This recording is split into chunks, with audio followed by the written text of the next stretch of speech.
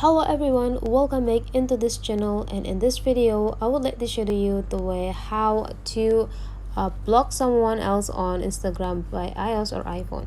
So the first thing you have to do now is just go open your Instagram application, and after that make sure that you are signed in or logged in with account that you use. And after you open your Instagram, you just need to find out which account that you want to block. So it must be someone you follow or someone who follow you.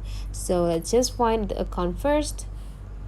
So here I already found the account that I want to block. So to block this account, you just need to go click these three small dots on the top right corner, and then you just need to go click it, and there will be three red options here.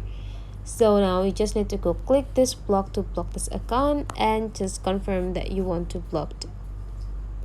And now you already blocked this account. So that is the way how to block someone on Instagram application. Hopefully this tutorial today is useful for you. So don't forget to leave some comment, like and subscribe into this channel, and I'll see you for the next video.